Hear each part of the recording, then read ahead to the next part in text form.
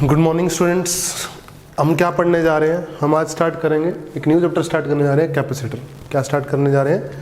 Capacitor. ठीक है, capacitor होता क्या है, पहले इसका काम क्या है ये देख लेते हैं। ठीक है ना, कैपेसिटर एक डिवाइस है जो एनर्जी स्टोर करती है। एनर्जी स्टोरिंग डिवाइस है, समझो, एनर्जी स्टोरिंग डिवाइस।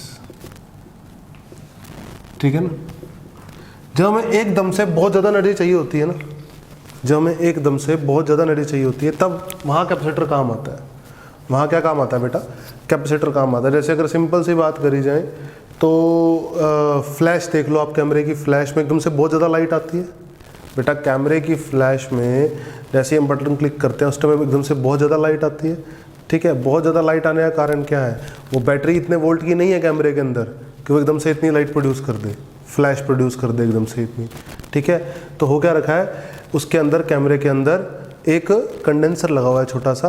ठीक है ना, एनर्जी स्टोरिंग डिवाइस लगी हुई है जो जिसने एनर्जी पहले से ही स्टोर कर रखी है, जिसने एनर्जी पहले से ही स्टोर कर रखी है। जब चाहिए थी फ्लैश में तब वो एनर्जी उसमें यूज़ हो गई, समझे?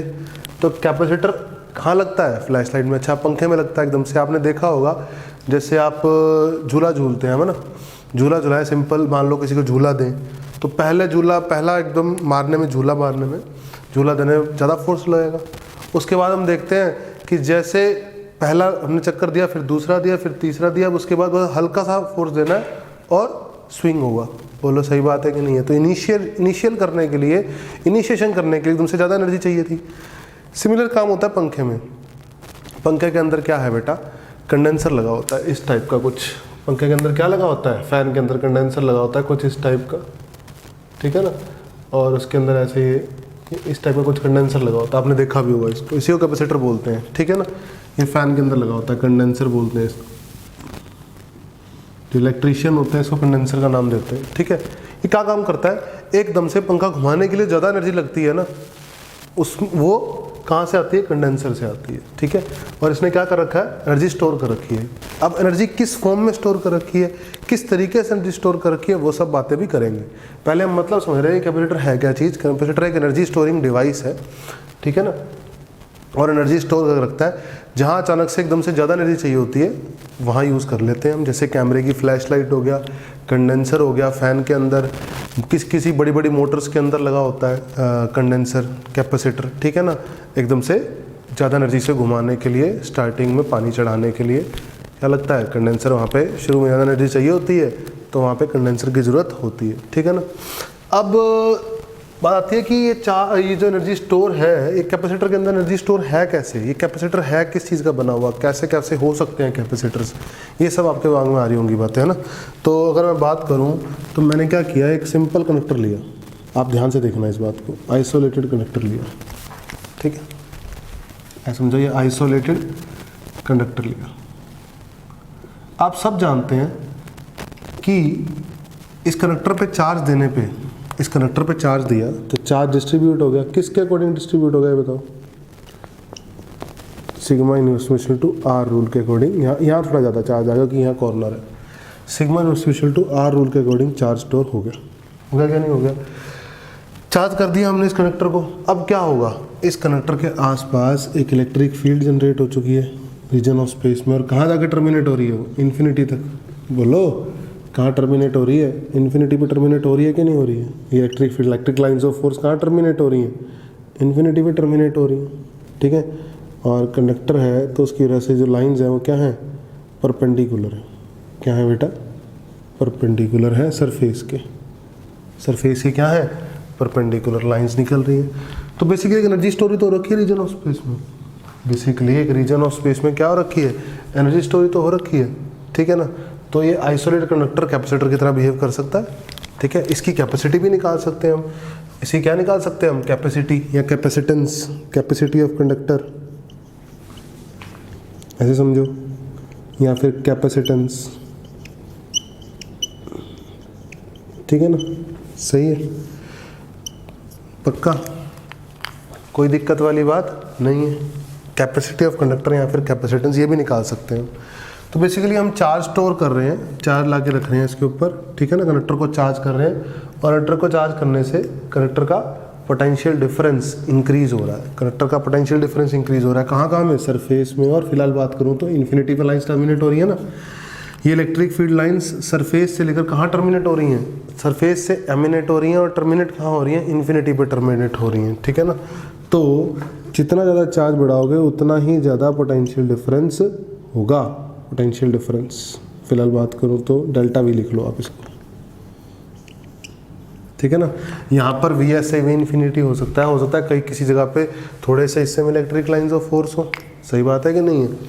तो अब हो क्या रहा है बेटा, जितना ज़्यादा मैं चार्ज बढ़ाता हूँ, जितना ज़्यादा मैं चार्ज बढ़ाता हूँ इस पर, उतना ज़्यादा पोटेंशियल डिफरेंस राइज करता है। तो चार्ज जो कैपेसिटेंस है वो डिफाइन कैसे है? कैपेसिटेंस डिफाइंड है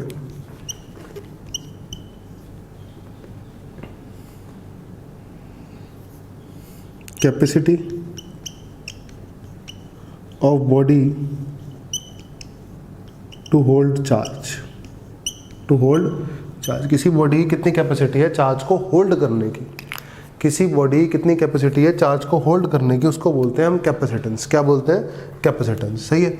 और charge stored per unit rise in volt, charge store per unit rise in volt, उसे क्या बोलते हैं हम?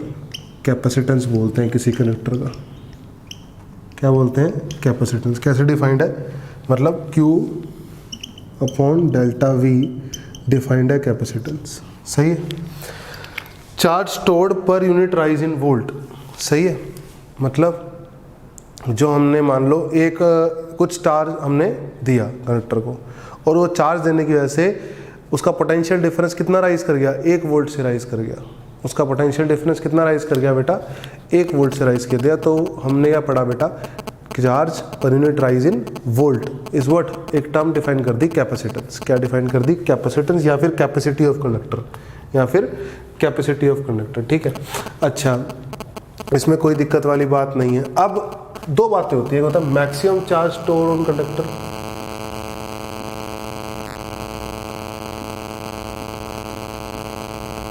Capacitance maximum charge store on conductor होता है, या capacity of body to hold conductor हो, to hold charge, to hold charge. अब इस बात को समझ लेते हैं, ठीक है ना। जैसे मान लो क्या हुआ बेटा, होता क्या है, होता ये है, मान लो कोई कंडक्टर है, ऐसा कोई कंडक्टर है, ठीक है ना। ये फ्लैट सरफेस है तो इसमें थोड़ा सा डिस्ट्रीब्यूशन क्या होगा? इस तरीके से। फिर थोड़ा कर्व आया, थोड़ा इस तरीके से होगा। फिर यहाँ थोड़ा कर्व आया इस तरीके से। फिर यहाँ शार्प कॉर्नर आया तो ज़्यादा चार्ज डेंसिटी होगी, ऐसे होगा, सही है। तो इसको किसी डाइलेक्ट्रिक मीडियम में रख दिया। क्या रख दिया? Dielectric medium. ध्यान से सुनना। तो क्या होगा बेटा, डाइलेक्ट्रिक मीडियम में रख दिया तो क्या होगा? डाइलेक्ट्रिक मीडियम का पोलराइजेशन होगा। क्या होगा? पोलराइजेशन। पोलराइजेशन डाइपोल्स होंगे, उनका पोलराइजेशन होगा जिस तरीके से। यहाँ आ जाएगा माइनस, यहाँ आ जाएगा प्लस, फिर यहाँ आ जाएगा माइनस, यहाँ आ जाएगा प्लस, यहाँ आ जाएगा माइनस, यहाँ आ जाएगा प्लस, यहाँ माइनस, यहाँ प्लस, यहाँ माइनस, यहाँ प्लस, यहाँ माइनस, यहाँ प्लस, यहाँ माइनस, यहाँ प्लस, समझे। और कुछ कुछ यहाँ भी आएंगे, माइनस प्लस, यहाँ भी आएंगे माइनस प्लस, माइनस प्लस, समझ रहे हो, माइनस प्लस, माइनस प्लस। यहाँ थोड़े ज़्यादा इसलिए हैं क्योंकि यहाँ पर क्या है? चार्ज डेंसिटी ज़्यादा है।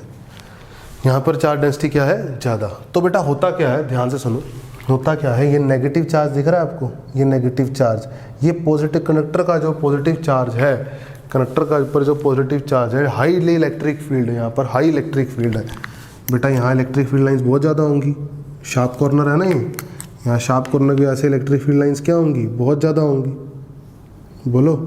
तो इस इलेक्ट्रिक फील्ड में अगर डाइपोल पड़े हैं तो हुआ क्या बेटा, हाईली इलेक्ट्रिक फील्ड में पड़े हैं तो डाइपोल का पॉजिटिव और नेगेटिव क्या होने लगेगा? सेपरेट होने लगेगा। डाइपोल का पॉजिटिव नेगेटिव सेपरेट होने लगेगा।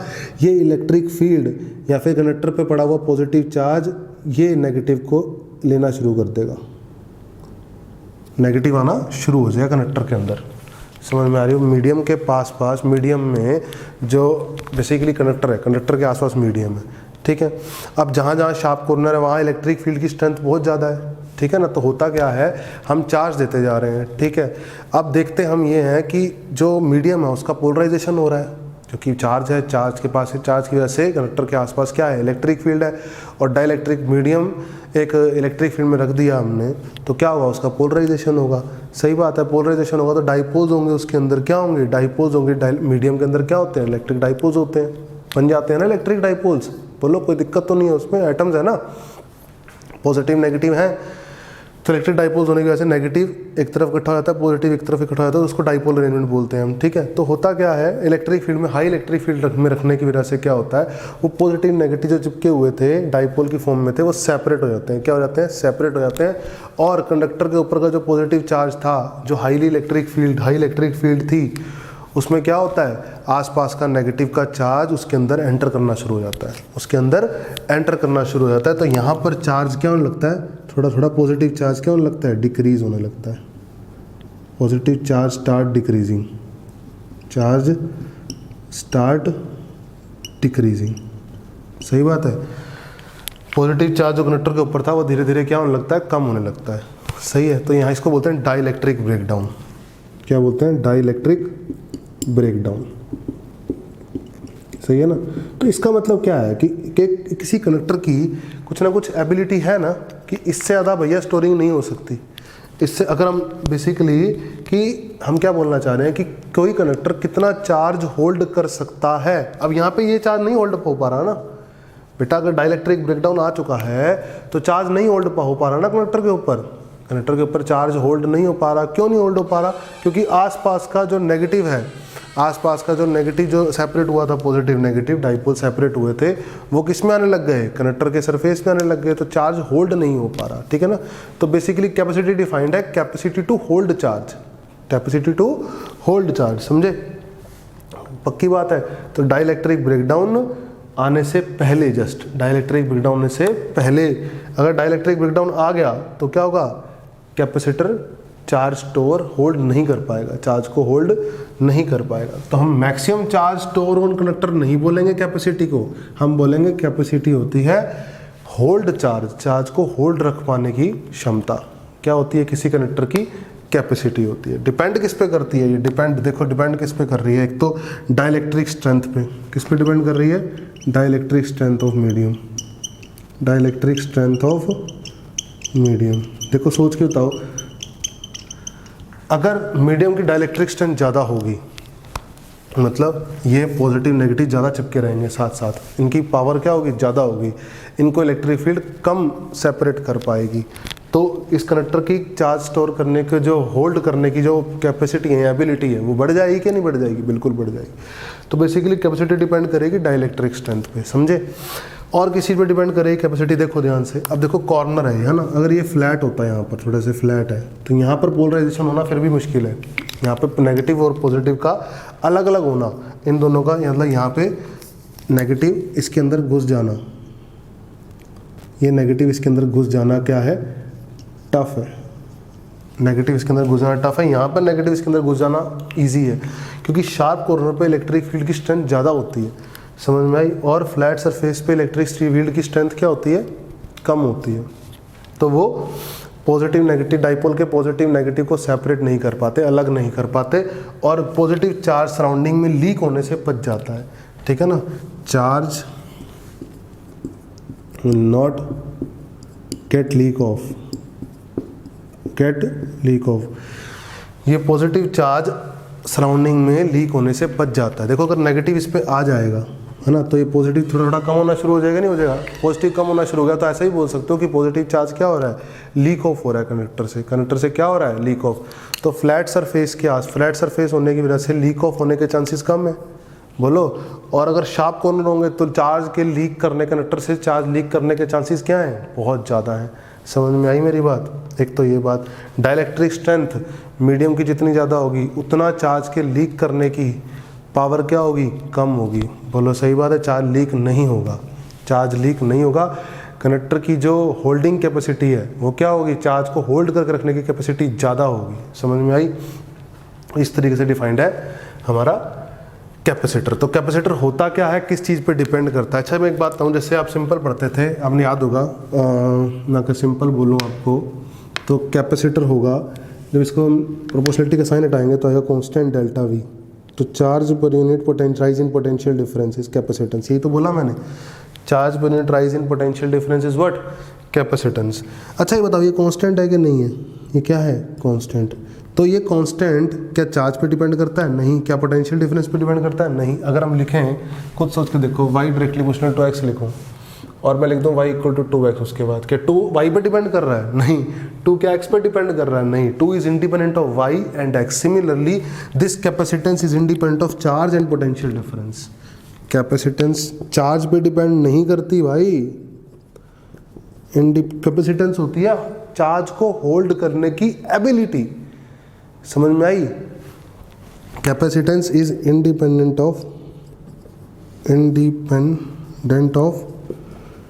Charge and potential difference. इस बात का ध्यान रखना, बच्चे गड़बड़ कर देते हैं। Capacitance is independent of charge and potential difference. Capacitance ये नहीं है कि ज़्यादा चार्ज होगा तो हमारी कैपेसिटेंस उस पर डिपेंड कर रही है, कैपेसिटेंस भी ज़्यादा होगी, ऐसा नहीं है बिल्कुल भी। चार्ज को कंडक्टर के ऊपर होल्ड करने की कैपेसिटी होती है कैपेसिटेंस। समझ में आ रही है मेरी बात? जो कि किस चीज़ पर डिपेंड करती है, डाइलेक्ट्रिक स्ट्रेंथ पे, मीडियम की जो हमारा कंडक्टर है उसकी डायमेंशंस पे, रेडियस क्या है, कैसा फ्लैट है कि नहीं है, शार्प कॉर्नर है कि नहीं है, सही, इन चीज़ों पर डिपेंड करती है। सही, तो फिर हम आगे डिटेल में पढ़ते हैं। अब कैपेसिटर के फॉर्मूला जान लिया है। अच्छा एक बात और बता दूँ मैं, ये चार्ज होता है कूलम और ये वोल्ट हो गया। कूलम पर वोल्ट होता है फैरेड। क्या होता है, फैरेड। तो कूलम पर वोल्ट होता है फैरेड। तो कैपेसिटर की यूनिट क्या है, फैरेड है। कैपेसिटर की यूनिट क्या है, फैरेड है। ठीक है।